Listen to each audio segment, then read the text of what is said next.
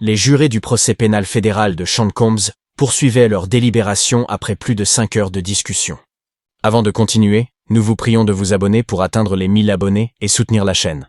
Combs, âgé de 55 ans, était inculpé de 5 chefs d'accusation.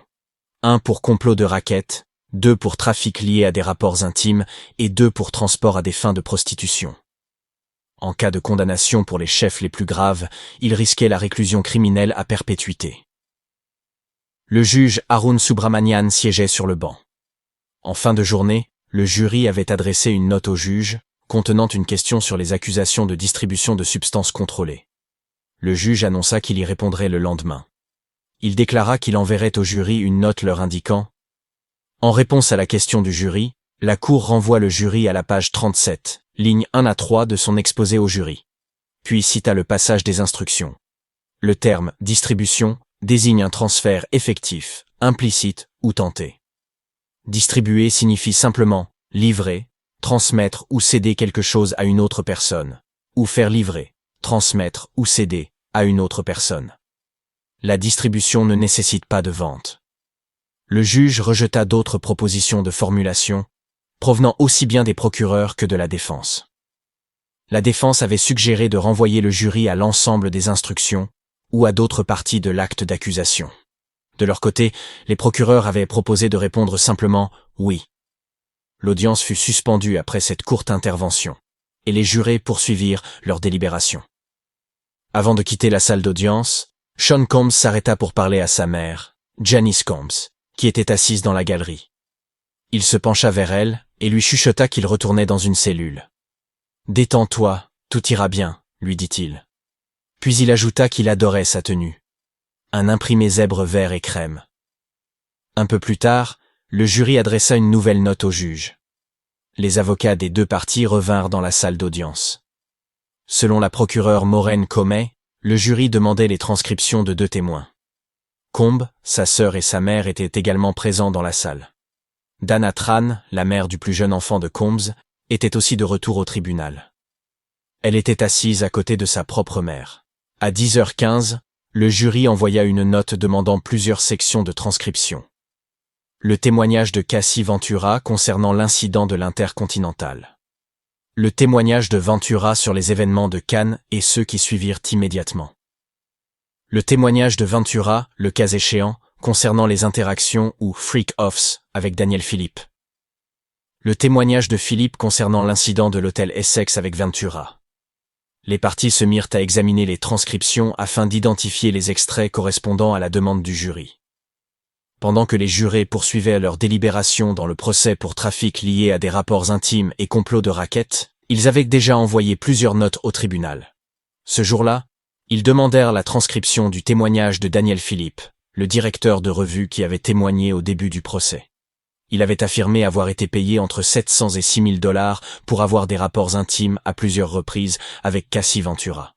Le jury voulait aussi voir tout témoignage de Ventura concernant ses interactions ou délits avec Philippe. Philippe avait été l'un des premiers témoins à la barre. Il avait raconté qu'il avait été payé pour avoir des rapports intimes avec Ventura, mais aussi un incident où Ventura lui avait ordonné d'uriner sur elle sous les yeux de Combs. Il avait également affirmé que Combs avait filmé leur rapport à 1 ou 2 reprises, à l'aide d'un téléphone et d'une caméra. Lors de leur première rencontre, autour de 2012, Philippe avait témoigné s'être rendu dans un hôtel à New York pour se produire lors d'un enterrement de vie de jeune fille. Cependant, il n'y trouva que Ventura et un homme masqué, dont il reconnut la voix comme étant celle de Combs. Il déclara avoir reçu de l'argent de Ventura, pour avoir des rapports intimes avec elle.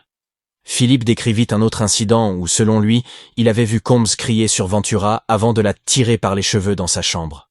Il raconta avoir entendu Ventura crier, dire plusieurs fois « Je suis désolé » et entendre un bruit qu'il identifia comme une gifle infligée par Combs.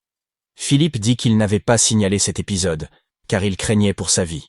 « J'étais complètement sous le choc et complètement désemparé. Je ne pouvais rien faire », avait-il témoigné. Elle avait peur. Je voyais bien qu'elle avait peur. Pendant ce temps, les procureurs et les avocats de la défense étaient en désaccord sur les extraits du témoignage de Cassie Ventura à transmettre au jury, concernant l'incident de l'Intercontinental. Le juge ordonna aux avocats de faire parvenir au jury les extraits de transcription relatifs à cet incident, avant 13 heures, heure de l'Est. Il décida également que le jury recevrait le témoignage de Ventura sur les jours précédents et suivant l'incident à l'Intercontinental, ainsi que son témoignage concernant la publication qu'elle avait faite sur Instagram, en réponse à la diffusion de la vidéo de surveillance de l'hôtel, et ce, malgré l'objection des procureurs. La procureure Emily Johnson déclara qu'il pouvait désormais envoyer au jury les extraits de témoignages correspondant aux 3 autres demandes formulées par les jurés. Le jury du procès de Sean Diddy Combs avait alors délibéré pendant environ 10 heures. Ils avaient commencé leur délibération la veille vers 11h30, heure de l'Est, et avaient été dissous vers 17h. Ils étaient revenus au tribunal à 9h ce matin-là. Tout au long de cette journée, ils envoyèrent plusieurs notes au juge, y compris la demande de transcription de témoignages. Les jurés du procès pour trafic lié à des rapports intimes et complot de racket visant Sean Diddy Combs avaient informé le tribunal qu'ils étaient parvenus à un verdict sur les chefs d'accusation 2, 3, 4 et 5, mais qu'ils n'étaient pas en mesure de parvenir à un verdict sur le chef d'accusation 1. Voici un aperçu des 5 chefs d'accusation retenus contre Combs. Chef d'accusation 1, complot de racket. Chef d'accusation 2, trafic lié à des rapports intimes par la force, la fraude ou la coercition, concernant la victime 1, Cassie Ventura. Chef d'accusation 3, transport à des fins de prostitution, concernant la victime 1, Cassie Ventura, et des travailleuses du sexe. Chef d'accusation 4, trafic lié à des rapports intimes par la force, la fraude ou la coercition, concernant la victime 2, Jane. Chef d'accusation 5, transport à des fins de prostitution, concernant la victime 2, Jane, et des travailleuses du sexe.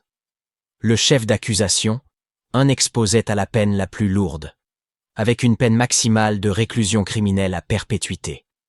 Les chefs d'accusation 2 et 4 prévoyaient une peine minimale de 15 ans et maximale de réclusion criminelle à perpétuité. Quant aux chefs d'accusation 3 et 5, ils comportaient chacun une peine maximale de 10 ans. Tant l'accusation que la défense avaient exprimé le souhait que le juge encourage le jury à poursuivre ses délibérations. L'avocat de Combs, Mark Anifilo, avait précisé que la défense préférait que le juge fasse venir le jury pour lui donner des instructions en personne, plutôt que de simplement lui envoyer une note. Les 2 parties s'étaient donc mises à travailler sur la formulation de cette instruction. Le juge Arun Subramanian était revenu sur le banc pour examiner les propositions des procureurs et des avocats de la défense concernant la façon de répondre à la note du jury. Le gouvernement avait demandé une version modifiée de ce que l'on appelle une accusation Allen. La défense, de son côté, avait estimé qu'il était encore trop tôt pour cela, et qu'une formulation trop conciliante semblait être recherchée. Une accusation Allen est un ensemble d'instructions demandant aux jurés de réexaminer leurs propres opinions afin de parvenir à une décision. Le juge Subramanian et les avocats discutaient alors de la manière dont ils allaient répondre à la note du jury indiquant leur incapacité à se mettre d'accord sur l'un des chefs d'accusation. Le juge avait réagi à la proposition de la défense en disant « Il n'y a pas grand-chose à dire ». Il avait ajouté que se contenter de dire au jury de « continuer à délibérer » serait inopérant face à leur message exprimant des opinions peu convaincantes sur le chef numéro 1. L'avocat Mark Anifilo avait alors pris la parole. Il pensait que ce jury avait été productif et efficace, et qu'il n'avait donc pas besoin de beaucoup d'encouragement pour continuer à délibérer.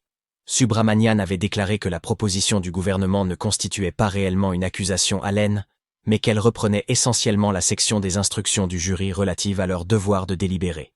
Il avait ensuite confirmé son intention de dire au jury « Je vous demande de continuer à délibérer » et de leur réciter ensuite certains passages des instructions portant sur les délibérations. Le jury était alors entré dans la salle d'audience. Le juge leur avait indiqué qu'il allait leur donner des instructions en réponse à leurs notes, et leur avait également précisé que s'ils avaient terminé pour la journée, ils pouvaient envoyer une autre note pour le signaler. Puis, s'adressant à eux, le juge Arun Subramanian avait déclaré « J'ai reçu votre note, indiquant que vous avez rendu un verdict sur les chefs d'accusation 2 à 5, mais pas sur le chef d'accusation 1. Je vous demande à ce stade de continuer à délibérer. » Après ces mots, le jury avait quitté la salle d'audience.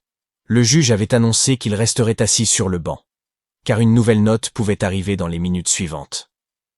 Effectivement, le jury avait envoyé une note indiquant qu'il poursuivrait ses délibérations le lendemain. La dernière note du jury précisait qu'il avait terminé ses délibérations pour la journée et qu'il reprendrait le lendemain à 9 heures, heure de l'Est. En congédiant les jurés pour la soirée, le juge avait précisé qu'il ne les ferait pas venir à heure fixe le matin et qu'ils pourraient commencer leur délibération dès que tous seraient arrivés. Ils avaient alors quitté la salle d'audience. Si vous êtes arrivés jusqu'ici, abonnez-vous à la chaîne pour nous soutenir et nous encourager à continuer à vous partager jour après jour les mises à jour sur cette affaire.